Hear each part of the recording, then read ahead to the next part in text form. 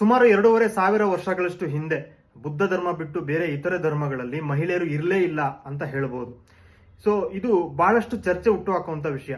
ಮುಕ್ತಿಯ ಸಾಧನೆಯಲ್ಲಿ ಸಾಗುವಾಗ ಗಂಡು ಸ್ವಭಾವ ಮತ್ತು ಹೆಣ್ಣು ಸ್ವಭಾವ ಎನ್ನುವುದಕ್ಕೆ ಏನಾದರೂ ಪ್ರಸ್ತುತ ಇದೆಯೇ ಅನ್ನೋದು ಥೇರಿ ಸೋಮಾಳ ಪ್ರಮುಖ ಪ್ರಶ್ನೆ ಆಗಿತ್ತು. ಇದು ಬಹಳಷ್ಟು ಕಾಡುವಂತ ಪ್ರಶ್ನೆ.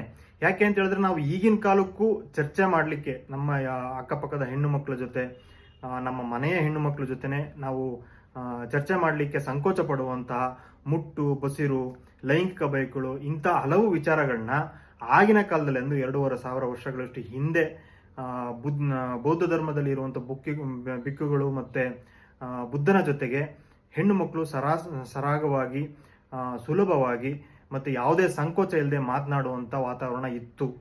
ಸೊ ಇದನ್ನ ನಾವು ಈ ಕಾಲಕ್ಕೆ ನೆನೆಸ್ಕೊಳ್ಳೋಕ್ಕೂ ಅಸಾಧ್ಯ. ಯಾಕೆ ಅಂತ ಹೇಳಿದ್ರೆ ಈಗ ನಾವು ಯಾವ ಕಾಲದಲ್ಲಿ ಇದೀವಿ ಅನ್ನೋದನ್ನ ಸೊ ನಮ್ಗೆಲ್ಲರಿಗೂ ಗೊತ್ತೇ ಇದೆ. ಸೊ ಹೇಗಿತ್ತು ಆಗಿನ ಕಾಲ 2,500 ವರ್ಷಗಳಷ್ಟು ಹಿಂದೆ?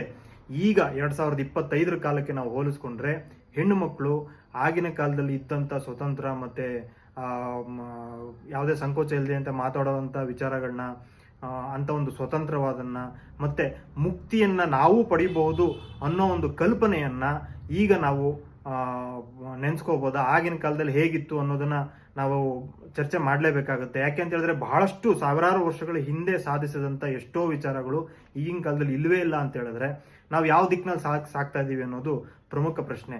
ಸೊ ಬನ್ನಿ ಸ್ನೇಹಿತರೆ, ಥೇರಿಗಾತ ಕಾಣಿಸದ ಹೆಣ್ಣು. ಸೊ ಈ ಕೃತಿಯಲ್ಲಿ ಅಂಥದ್ದೊಂದು ಹಲವು ವಿಶೇಷ ವಸ್ತುಗಳನ್ನ ಚರ್ಚೆ ಮಾಡಲಾಗಿದೆ. ಸೊ ಇದು ಬಹಳ ಮುಖ್ಯವಾದ ಟಾಪಿಕ್ ಇದು. ಸೊ ದಯವಿಟ್ಟು ನೀವೆಲ್ಲರೂ ಓದಬೇಕು, ತಿಳ್ಕೋಬೇಕು, ಚರ್ಚೆ ಮಾಡಬೇಕು. ಮತ್ತೆ ಈಗ ನಾವು ಯಾವ ರೀತಿ ಅಪ್ಡೇಟ್ ಆಗ್ಬೋದು ಮತ್ತೆ ಯಾವ ರೀತಿ ಚಿಂತನೆಗಳನ್ನ ಮಾಡ್ಕೋಬಹುದು ಅಂತ ನಾವು ತಿಳ್ಕೊಬೋದು. ಸೊ ಇದ್ರ ಸಲುವಾಗಿನೇ ನಾವು ಇದೇ ಶನಿವಾರ ಅಂದ್ರೆ 12ನೇ ತಾರೀಕು ಸಂಜೆ ನಮ್ಮ ಬೀಟಲ್ ಬುಕ್ ಶಾಪ್ನಲ್ಲಿ ಈ ಪುಸ್ತಕದ ಕುರಿತು, ಈ ಬುದ್ಧಿಸಮ್, ಬೌದ್ಧ ಧರ್ಮದ ಬಗ್ಗೆ, ಇಲ್ಲಿನ ಮಹಿಳೆಯರ ಬಗ್ಗೆ ಚರ್ಚೆ ಮಾಡ್ಲಿಕ್ಕಂತ ಒಂದು ವಿಶೇಷವಾದ ಕಾರ್ಯಕ್ರಮನ ಇಟ್ಕೊಂಡಿದ್ದೀವಿ. ಸೊ ಈ ಕಾರ್ಯಕ್ರಮಕ್ಕೆ ಮೂಡ್ನಾಕುಡು ಚಿನ್ನಸ್ವಾಮಿ ಅವರು ಬರ್ತಾರೆ, ಮತ್ತೆ ದೂ ಸರಸ್ವತಿ ಅವರು ಬರ್ತಾರೆ, ಮತ್ತೆ ಈ ಕಾರ್ಯಕ್ರಮ ಚಾಲನೆ ಕೊಡ್ಲಿಕ್ಕೆ ಕೆಸ್ತರ ಮೌರ್ಯ ಅವರು ಬರ್ತಾರೆ. ಇದ್ರ ಜೊತೆಗೆ ಈ ಕೃತಿಯನ್ನ ಸಂಪಾದನೆ ಮಾಡಿರುವಂತ, ಬರೆದಿರುವಂತ ಶೈಲಜಾ ಅವರು ಕೂಡ ನಮ್ಮ ಜೊತೆ ಇರ್ತಾರೆ. ದಯವಿಟ್ಟು ಬನ್ನಿ, ನಿಮ್ಮ ಎಲ್ಲ ಸ್ನೇಹಿತರಿಗೆ, ಆಸಕ್ತರಿಗೆ, ಗೆಳೆಯರಿಗೆ ತಿಳಿಸಿ. ಸೊ ಚರ್ಚೆಯಲ್ಲಿ ಪಾಲ್ಗೊಳ್ಳಿ ಮತ್ತು ಪುಸ್ತಕ ಓದಿ ಅಂತ ನಾನು ಕೇಳ್ಕೊತೀನಿ.